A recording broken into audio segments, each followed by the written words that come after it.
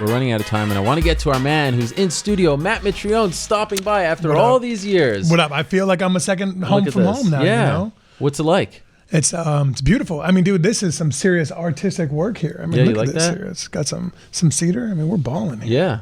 We've come a long way. I mean, back in the day could when you you be were more Irished out right now? Why? What else?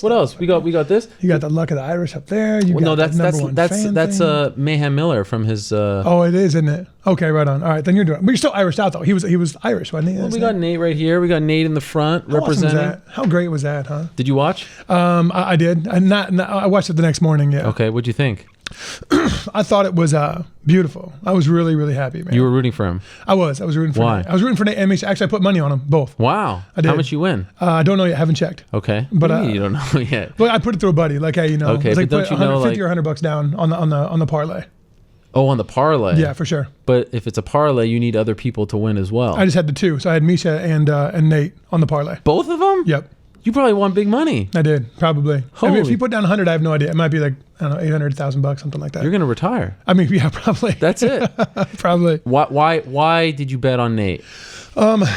Because I felt like, so I felt like there's I have a gut instinct on Connor, right? And it's like that, and this will all kind of tie in together, I promise. At least in my head it does. Yes. So like, it seems as if he got lost along the way, right? Like all he talks about now is his money and whatever else, which is great for him. I'm glad he has money to pay bills and hope his family, his kids are great with it. I hope so. Mm-hmm. But I feel like a lot of people will look at that situation and say, "Hey, look, man, you know, he's surrounded himself with yes men or whatever else. He's so privileged now. He lost the grind, right? Which might be the case, it might not be. I don't know him personally at all, but like I kind of felt like it ended up being a situation in which he always brought the same people with him, so he never surrounded himself with different people, but the organization became the enabler, and I feel like that kind of changed a little bit of a perspective for him, where like he was so talked up and so hyped by the organization, by the UFC, and by the powers that be with the media and everything else, saying, "Hey man, our ratings have never been better, and you're so tough and you're so good," and everybody's been stroking him off so much that it's like he really started to believe it. And really started to believe it, and really started to believe it. And then he's talking about he's been able to whip Robbie Lawler. I'm like, dude, stop, man. Come on, get a hold of yourself, you know? But he believes it though, and nobody can tell him otherwise because he's so hype on himself, which was Jake Shields just saying, look, he believes that much in himself, which is great, but you got to have some kind of realm of reality. And see, the thing is like, with the organization becoming the enabler, what that does is you don't realize it, and your crew doesn't realize that you're losing touch with reality because everybody gets brought along on the same scale. So instead of, you know, having cheeseburgers for dinner, now you're having, you know, sirloin. Instead of having sirloin, now you're having sirloin, now you're having ribeye. And now you're having this, and now you're doing this. And now you're, instead of flying standard economy, now you're flying business and then first class and then your own private jet. Now you're flying with Dan and Lorenzo, and everything changes. The scale changes. And then you start to believe stuff, like just like Ronda. You start to believe that you're infallible and you can't go wrong. So you don't think this is just a guy who typically fights at 145 who lost against a bigger guy, 25 pounds up? Like you're looking into this. Oh, this wasn't just an off night. There's a different psyche involved, for sure. There's a different psyche involved. And that's why that's what I see. Now, I could be wrong. I'm the son of a psychiatrist, and I'm pretty damn intelligent, so probably not. Yes. But I think that there's a lot more to meet the eye here. And I think this will be humbling for him. And it might actually be difficult to check it because for him, it might be like, wow, Nate's only a 55er, and he actually only weighed in 1 pound more than me, and he didn't cut at all. And Nate doesn't eat meat at all, you know? And so there's some different aspects that if he's genuinely true to himself, which I believe he could be, I hear that outside of media, he's a damn cool dude. That's what I hear. Yep. And very approachable and very cordial, very, very nice. And he's great with his fans, dude. Like the stuff you see about him, it's beautiful, and he gives us a great name. He really does. But in front of the media, I feel that he gets lost, and he gets lost because everybody tells him, hey, look, our ratings have never been better when you do this. And boy, you were so popular here. That's our most popular segment when you did this, and blah, blah, blah. And I think that just gets to him. And then he has to keep pushing it and pushing it. And then it became from how good he is as a fighter, and how athletic he is, and how he can change the situation that he can buy and sell people. What, dude? You're that far removed from who you are? Bitch, don't forget, 4 years ago, you were in welfare. Don't get too twisted up. And that's what the machine can do to you. Like 3 years ago. Well, there you go. So like that's what the machine can do. Like don't get too, like Nate was saying, don't get so pumped up. You beat some little dudes, and you were, you know, like you were spoon fed to a certain point, right? Like your run started with Marcus Brimage, you know, like just keep that in perspective. You're a free agent, right? Oh yeah, yes. As someone who's trying to score, you've been in the UFC for several years. You were part of the most popular season of Tough ever. Do you look at him and say, I love the fact that he's making money. That the fact that he got $1 million purse publicly, and we know he probably made more than that. Sure. But the fact We that got points, right? Yeah, and that too. Do you like this, or do you feel like, man, why is he getting all that money? Can you understand why he's making it? Are you for sure, dude, for sure. Okay. There's not a hint of jealousy in my body whatsoever, none. And I'm extremely happy for him. Like I said, I hope his kids are financially set. I just find it interesting, and he's, you got to remember something, that Conor's the key to Europe. Right? Yeah. So since he's the key to Europe, he deserves what he gets because that's a brand new market that he's developing. Right? It was Bisping for a while, right? And then it was going to be Dan Hardy, and then Dan Hardy went on a slide. And then it was going to be Ross Pearson, and Ross Pearson's been up and down a little bit. He's been on fire a little bit lately. But nobody, those are all British dudes. Yeah. Right? There's nobody that's been European that's really tied it in. Right. And I think that's Conor, and I see that in Conor's mouthpiece and his fighting style. And he caught lightning in a bottle. He got an opportunity that Dana saw, and he's electric, and they gave him some money and said, keep going. Last, by the way, that hurt. Last thing about 196. I want to get I'm getting everyone's take on today's show about this because I find it ridiculous. But you're a fighter, you know well more than I ever will. This whole like not tapping thing. Mm-hmm. So Holly's getting credit. She's getting props for not tapping. Right. Connor's being, laughed at by some. Right on. I've been on both sides of the fence, right? On Brendan, I gave it thumbs up and passed out. Yep. And then with Rothwell, I tapped quickly. Right. That choke sucked, by the way. I was out of air immediately. Go-go. As soon as it was the go-go. Yeah. The one that got Josh. Yeah. How do you feel about it? Is there honor in not tapping? There's definitely honor in not tapping. Okay. Unless you're stupid. Like if it's a joint tap, dumb. Yeah. Because I'm not trying to have surgery. But otherwise, you just go to sleep. And like, so I mean, really, what's the big damn deal? You get a couple seconds of peril, and all of a sudden you wake up and be like, that wasn't a good decision. You know? But like, so yeah, there's definitely honor in not tapping for sure. But that's the thing of that is that if I go to sleep, right, you may have won, but you didn't beat me. It's a, go to hell. Good, you caught something. Good for you, but you didn't beat me. You didn't make me cry uncle. Mm-hmm. So I think that's the difference there. And like with Ben, that thing, I mean, he must have caught me at the end of a breath. As soon as that thing was on, I had no air and I was panicking, and it wasn't like a blood choke. So, because I think still, if it was a blood choke, I'd have sort of given a thumbs up or passed right out and fallen asleep on the floor. But because I take pride in that. But if it's a joint, like something like that, I'm not trying to have surgery and something bend backwards. Right. Okay. A lot of news concerning you. Where are you at with this grievance that you filed last week against Gary Foreman and the Massachusetts Athletic Commission? Of course, your fight against Travis Browne, highly controversial. It does seem like the eye. It's that one, right? Yeah, the right eye. A little bit of like residual blood staining. But other than that'll swell out. All good in the hood, right? Yeah, man. I feel good. Shoulder's good right now. I've actually been practicing again. The situation with Gary Foreman or with the Massachusetts Athletic Commission is actually really interesting, and that's kind of what we wanted to do. We wrote a very good tremendous agreements. Kudos to you and your teammate Andy. What's his last name? Sankin. Holy moly, that thing was thorough. So listen to this, man. So I had, for the month of February, I had written five drafts of it. Okay. And I got down to Florida to go see Henry and Chelsea and spend some time down there with this girl I was talking to a little bit. Okay. And I'm divorced. I can say that. Yeah. So anyway, so I went down there, and Andy was like, "Hey, dude, this isn't up to par. We need to rewrite the whole thing." And I was down there from Thursday till Monday night. And that time we spent 30 hours writing that document. Wow. 30 hours, dude. And shows. And Eddie was like, come on, dude, put in work. So we worked till midnight one night, worked till like 7 o'clock the next night from 10 in the morning. And we grinded it out. But we came to a point where it was like, dude, this is really solid, man. This is a very solid piece of work. And then we were like, dude, we need to release this to the public, because we need to put attention on this, because it was a high profile injury, right? Mm-hmm. And it was questionable in itself, the fight and the smugness and ugly demeanor that Travis showed afterwards turned even more eyes towards it, And then so we felt that if we can get some kind of accountability out of the commission and out of the referee, or out of the sport in general, then it's a win for everybody in general, right? Everybody that's involved in the sport. So that's why I released it. It got great amount of attention. Turned the grievance in on that Thursday, March the 3rd. So just a couple days ago. On Thursday. Turned it in.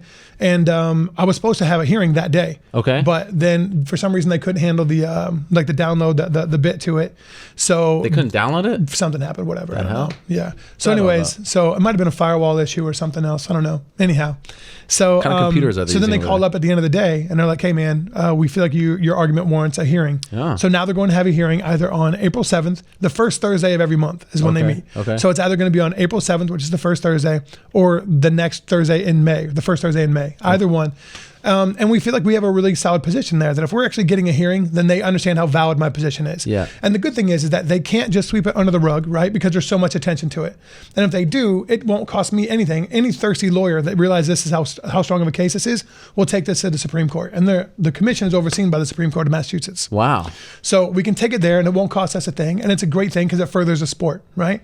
If they just overturn it to a no contest, well, that means they admit that they had fault, but they're still liable for any kind of damages or irresponsibility, right?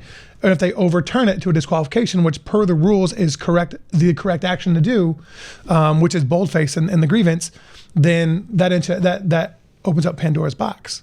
So really, they have to decide what the best option is, right? So first of all, what's the best option for them? Do they save money and just overturn it, or even have the UFC pay by overturning the decision overall? Right. Now, when you say UFC pay, because if they reverse it to me winning because of disqualification, that means I won the fight. Wow. You see that? Do you run this by the UFC when you do this? No. No. And I'm sure they've covered all these bases. I'm sure. Is it possible? I'm not the first person to think about this. But is it possible they take away the money from Travis Browne? I don't know. But if he didn't win, then yeah. And I'm sure it's a pretty substantial amount of money. Plus, if there's an addendum in his contract or whatever else, I'm sure there's some good money there. Wow. So and that would affect him, right? Yeah. So it's interesting, but it wasn't a legitimate victory. So are you going to the hearing in April? Yes, I am. I was going to go to Japan originally to go visit the troops over American troops on American Air Force bases or military bases. Yep. But this isn't something I really wanted to miss. I didn't want to prolong it into May. Good for you to be there. Will Gary Foreman be there, the referee? Gary Foreman, myself, and Travis will all be invited. Wow.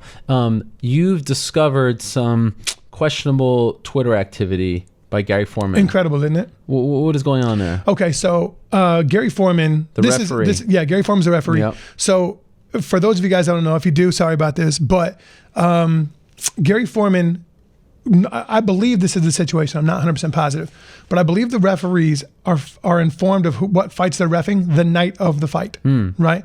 Like they have a meeting, say, hey, look, this is who you're reffing, blah, blah, blah, blah, blah, blah. Usually, I believe that's the case. So 3 days before, on January 14th, Gary Foreman, the referee, retweets an article that Travis put out, or was put out about Travis, about somebody's getting knocked out. So then that's odd, right? Why would you retweet that? So he's obviously a fan of Travis's if he's going to retweet it before he knows that he's going to ref Travis's fight. Okay. And then 6 days after the fight, on January 23rd, he tweets Travis directly and says, Travis, how's your leg healing? Which is interesting because the state of Massachusetts does not release injuries. They just release suspensions. So if I didn't hear anything about Travis's leg, how do you know about Travis's leg? You did not? No, I knew nothing about it. Did you know about Travis's leg? No, I didn't. Then how did he know? If you didn't know and I didn't know, how does this dude know? And why is he tweeting Travis publicly asking him how his leg is? Why didn't old boy tweet me asking me about my eye? Right? Like, what's going on there? What kind of conversation is that? And then on top of that, which is madness in itself, right? Those are two really highly questionable things, right? Highly suspect. Well, then, he owns a promotion with his wife. He was a matchmaker for it. The day he suspends his matchmaker's license with his wife, he gets commissioned in to be a referee again. So he's never had to pass any kind of testing. He gets grandfathered in for whatever reason. And then he gets, he's only refereed, I believe, a total of 9 fights in the last 4 years. Wow. 3 events, 9 fights. Never had a high profile fight, but he's a fan of Travis's, must have asked the commission if he can ref this fight or whatever, and then goes forwards, right? Well, then, so now he and his wife own this promotion. He separates, right? On paper, he separates. People tweet him or tweet his wife, right, on CageFX on Twitter. They tweet her, and then he responds within minutes, and then CageFX responds afterwards. But he's not even mentioned in this thing, right? So how does you know that CageFX unless you have it tied to your Twitter and you forgot to change your account, right? So there's an collusion there, right? So that's one thing. But then in addition to that, so when we started pulling questions on Twitter publicly about this dude and citing him or whatever else, his wife on CageFX starts responding to us on the promotional account that we're saying proves collusion. So why do all you're doing is further proving the point that you never should have been there in the first place. He played favorites, and you never should have been there. And on top of that, so they're in the argument, after I get poked in the eye, right? He sees it. He jumps in to stop it. But Travis comes in for the kill, right? So we start scrapping off, and there's about 3 or 4 second breaks in that scrap, right? After I got poked in the eye, I was fighting with one eye closed. He says after 28 seconds, he says, Travis, you need to watch your fingers, bud. He says, Travis, watch your fingers, bud. And then after that, I'm like, dude, I can't see. I'm seeing double, right? So how are you going to acknowledge that you saw it, knew it was fingers that did that made me fight with one eye closed, and then still not stop the fight? And then once I stop the fight, I'm like, dude, I can't see. I'm seeing double. Then you call a timeout. Well, then you have no authority to call a timeout because there was no injury and there was no action. So you overstep your bounds so much in so many different ways because you didn't know what you were doing, because you don't referee fights on a regular basis. For example, look at, what was it? Is it Cowboy versus Masvidal or whatever? And Masvidal got his jaw broken, right? I think it was. He got like by a high kick or something like that. Maybe whoever it was. Cowboy kicked somebody and broke his jaw. Okay. I don't think it was Masvidal. It wasn't Masvidal. It was a tough dude though, whoever it was. McDessie, yeah, there you go. Tough dude. Yep. Kicks him, breaks his jaw, and he calls a timeout. As soon as he does that, I believe it was Herb Dean jumps in there and stops the fight because the fight's over there. Sure. That's considered a verbal submission, right? Because you're like, I can't go anymore. So it's interesting. So why would you let it go and then all of a sudden stop it and then restart it afterwards? Damn. You don't know your rules. That's the problem. Yep. How the hell are you going to referee a fight that has two world ranked opponents in it, that has potential title implications, right? Big on stage. A main card, on a free TV card, and not know what the hell you're doing? You're responsible for my life. You're responsible for his life, and you don't know what you're doing. And you're playing fans. You're playing favorites. Yeah, this is the problem with the state of MMA. The sport is so young that the talent pool of officials is just so shallow, and they put in these guys who have no business. In general, I'm not just talking about Gary Foreman. We see this time and again when the UFC goes to these outside of Nevada markets. You know, you see these people. It's like I often say when the NBA went to Oklahoma City for the first time, they didn't just say, "Hey, local Oklahoma City referees, now it's your chance, you know, to play with the big boys." Well, you know, I think NBA referees union. The answer that people are going to say, "Well, how is anybody supposed to get practice?" Right? If it's only the same guys, how are they supposed to get practice? Well, smaller shows. Small shows, right? Well, then B, and I don't mean this to say this in a condescending way, but have them referee the earlier fights of the night, right? So there's less weight on each one of those fights, right? So if there's a mistake, hopefully it won't be as substantial, right? And I'm not saying that I'm more important than they are. I'm just saying that there's a good chance that the later fights in the night have more significance, have more weight to it, a total picture. But if you want to be a UFC referee, you want to referee UFC fights, you have to have X amount of fights. You can't under referee your belt. 9 fights in 4 years. That's just ludicrous. Madness. Okay, what about your free agent status? Where are we at there? What can you tell us? I'm in a good spot, man. You're officially a free agent. Well, the UFC has the right to match. Okay, but you're fielding offers. Definitely. I've got a very nice offer from Bellator. I'm very happy with that. Okay. I've been in talks with ONE FC, and I feel that I'm very happy with where things are with Bellator right now. As a matter of fact, I actually sent in today the official offer sheet from Bellator into the UFC to see if they want to match. Do you know if they will? I have no clue. If they do, awesome, great. Then we can have a conversation. But when did you send it? Today. We're not actually. How long ago? The reason why I'm out in New York, my audition. Yeah. What audition? Come on, you can't just throw that word out there and have me not respond to it. If you don't want to talk about it, it's okay. I don't want to put you in a tough spot. I'm not in a spot. I can leave it pretty vague. Okay. I auditioned for a color commentary position on television. Look at you. Yeah, I'm fancy. Really fancy. I kind of feel like your spots on this show, you know, molded you and prepared you. So you're trying to get a percentage. I see where you're going. A pat on the back would be nice. You know? We almost lost it there for a second with the whole, thing. When McCorkle got into it. Exactly. That's bad, right? We kind of went off the rails, but we're back. That's great. So you sent it to have you checked your phone? Do you know if they responded, or typically do they? I believe they have 2 weeks. I think it might be 15 days, but I hear they do it within usually about 7 days. If they don't match, will you be disappointed? Do you want to be in the UFC, or would you be happy with this offer from Bellator? I'd be happy with the offer from Bellator. Okay. Wow. But I feel that I have unfinished business in the UFC. Like if the UFC matched, my first fight would be with Travis again. That's my money fight. I want that fight. I was beating him. I'm better than him. The world knows it. The world saw it. And especially if they're calling fouls where he can't stop my forward aggression coming forwards, Travis gonna have a really bad night, and he knows it too. The world knows it. And I swing leather. So if I touch your face, especially if you're reeling backwards, it's not going to work out well for you. So we're going to know in the next couple of weeks what's going down here. For sure. What about one? 1 week? No. One FC. You know, I don't know. Okay. I don't know. Like we're talking about numbers wise and what would bounce out, and like I'm not like I have This is a Asian two-horse ties. race, right? For- You have it's Asian pro- ties? I- Oh, right, of yeah, course. you know. Your wife. Yeah, Or right. your ex-wife. Ex-wife. Excuse Yeah. me. Your kids. Yep. Yeah. Right. So as a result of that, like Yeah. there could be something there, but they'd have to really build my name up over there. Yeah. And I think that's a different conversation. But you're happy. Yeah, I'm happy right now. Wow, you rolled the dice. It was interesting because you were coming off technically a loss, Yeah. but it was a weird loss. You know, Yeah. we talked about that. And wow, I'm fascinated. Okay. Yeah. What? I mean, it's interesting because if you think about it, the free market is really coming legit. Look at what Ben Henderson did, right? Yep, Got yep, offered. Yep. I don't know if the world knows. Got offered X. Yep. And then got offered Y. Yeah. Right. And was like, and the X had a couple pie in the sky dreams or whatever, like some pipe dream chases. But this one was legit. It was money in hand, and it made sense, especially because they don't control anything that goes on. It's just you're going to get paid this. Uh-huh. Well, that was pretty much what my conversation was too. Interesting. It was like, hey, look, man, they made an offer before, and like the pie in the sky was a beautiful number, but it's unrealistic. Okay. So but that was on my original contract that I turned down, and then now we'll see what they do. But if other fighters come out and they see a number that gets released, right, they'll be like, well, if he got offered this and they offered that, why would I ever resign unless I just only want to fight in the UFC? Like, if I'm looking for money, that'd be a conversation to have at least. Do you think at all like the Bellator heavyweight division is rather subpar? Let's be honest. I mean, it's. I honestly have not looked. Genuinely, I know they have Chet Congo and Kimbo. Yeah. And I don't know who their title holders yet. I haven't done any homework on them yet. I Right. don't need to. Yeah. I'm still, as far as I'm concerned, I'm still around the UFC. I'm still their Okay. business until they say no, we don't want to match it. All right. Wow. Fascinating. And like I said, I'm still stuck on Travis. I want to fight Travis. Right. Like I got a grievance and I have a vendetta. That's what I got. Have you talked to him since? Travis? Yeah. No, When you do decide, please come back. for sure. I'm not saying goodbye, but I just want to. Yeah. I just want to throw that out. I would think that. I was told not to watch the press conference. I heard I would be very bothered by his attitude in the press conference.